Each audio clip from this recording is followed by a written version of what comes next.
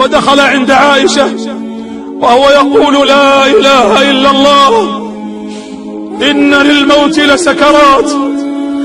تقول عائشة فوضع رأسه على صدري وأخذت أمسح عرقه بيده لأنها أكرم وأطهر من يدي، وتقول اللهم رب الناس أذهب البأس اشفي أنت الشافي لا شفاء إلا شفاؤك.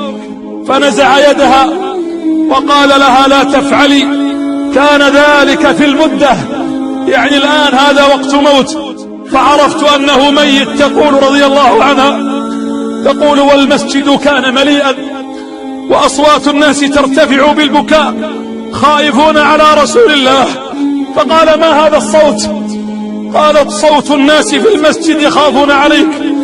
قال صبوا علي ماء، وصبوا عليه 7 قرب من شدة الألم والمرض، وحملوه إلى المنبر، فصعد على المنبر صلى الله عليه وسلم وسكت الناس وكشف عن وجهه، فإذا بوجهه صلى الله عليه وسلم كورقة المصحف، وقال يا أيها الناس بلغني أنكم خائفون علي.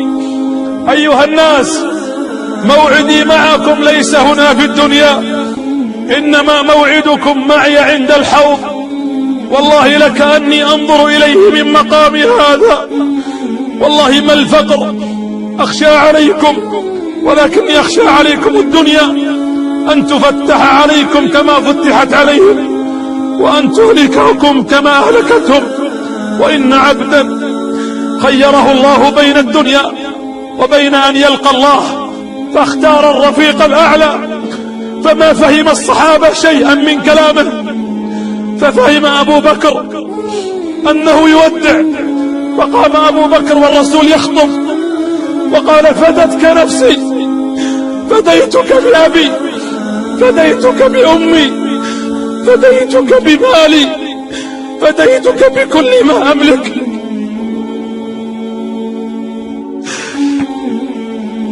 فأسكت الناس الصديق، قالوا اسكت يا أبا بكر، فغضب النبي قال دعوا لي صاحبي، ما لكم ولأبي بكر؟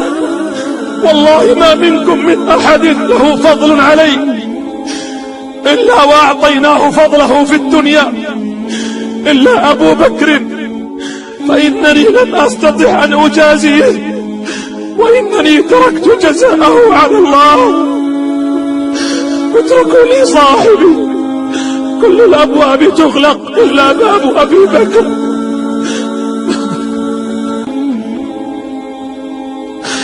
لقد جازيناكم في الدنيا بما فعلتم إلا أبو بكر، فإن جزاءه عند الله جل وعلا. أيها الناس من أخذت من ماله فهذا مالي، ومن جلدت ظهره فهذا ظهري، ومن مسست عرضه فهذا عرضي. فقام عكاشة فقال أنا يا رسول الله. قال وما ذاك؟ قال إنك ضربتني يوم بدر على بطني وأوجعتني في بطني، وإني أريد أن أقتص منك. فرفع ثوبه على المنبر قال قم فخذ حقك مني. فقام رضي الله عنه يركض والناس ينظرون ماذا سيفعل. فلما أقبل على رسول الله انكب على بطنه وضمه وبكى صلى الله على رسول الله. ثم قال رسول الله ويختم أيها الناس الله الله بالصلاة، الله الله بالصلاة، الله الله بالصلاة. يا أمة محمد هذه وصية رسولكم، يا من تركتم الصلاة أسألكم بالله خذوها وصية من رسول الله قبل موته. الله الله بالصلاة، الله بالصلاة. ثم قال الله الله في صلة أرحامكم، الله الله في نسائكم. أوصيكم بالنساء خيرا، أوصيكم بالأنصار خيرا. يا أيها الناس إنما أنا بشر لا تطروني كما أطرت النصارى المسيح ابن مريم، فإني لا أنفع ولا أضر. ثم أخذ يرفع يده ويدعو: آواكم الله، نصركم الله، حفظكم الله، أيدكم الله، ثبتكم الله، رفعكم الله. ثم قال: أيها الناس، اسمعوها أيها الناس، قال: بلغوا عني السلام وبلغوا مني السلام كل من آمن بي من أمتي ولم يراني إلى يوم القيامة. وعليك السلام يا رسول الله، لقد بلغنا سلامك وبلغتنا سنتك ووصل إلينا هديك، وها نحن نتقرب إلى الله ببث سيرتك صلى الله عليك يا رسول الله. لك منا السلام ومن أبنائنا ونسائنا، نفديك بأرواحنا.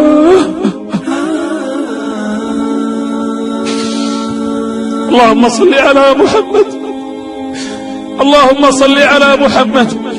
تقول عائشة: فدخل النبي علي فوضع رأسه على حضني أو في صدري، ودخلت عليه فاطمة فقربها إليه وقال: يا فاطمة كلاما، ثم بكت ثم قربها فضحكت. قال لها: يا فاطمة في الأولى إنني أموت يا فاطمة، وأنا أموت الآن وأنت أول من يلحق بي. كانت آخر صلاة يصليها الناس الفجر والرسول حي في مثل هذا اليوم، يوم اثنين، ففتح الستار ورأى الناس يصلون وتبسم صلى الله عليه وسلم، ثم أشار يصلوا. ولما طلعت الشمس وأشرقت فإذا بجبريل عند بابه. تقول عائشة: استأذن جبريل أن يدخل عليه وقال: السلام عليك يا رسول الله، فرد عليه السلام، ثم قال: إن ملك الموت يستأذنك أن يدخل عليك. يقول: فأذنت له. تقول عائشة: فعلمت أنه يخير. دخل عليه ملك الموت فسلم، قال: السلام عليك يا محمد، إن الله بعثني إليك وقال لي خيره بأن يعيش أو أن يموت الآن ويلقى الرفيق الأعلى. وقالت عائشة: سمعته يقول: بل الرفيق الأعلى. فقلت: والله لا يختارنا، والله لا يختارنا. تقول عائشة: فرفع يده يشير بسبابته: لا إله إلا الله، لا إله إلا الله، إن للموت لسكرات. فسقطت يده وثقل رأسه على صدري، فعلمت أنه قد مات.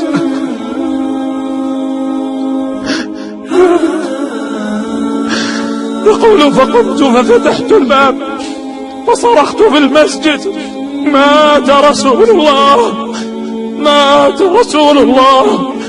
فضج الناس بالبكاء وأقبلوا إلى بابه، فدخل عليه أبو بكر فحمله وقال: وصاحباه وحبيباه ونبياه وخليلاه، ما أطيبك حي وما أطيبك ميت.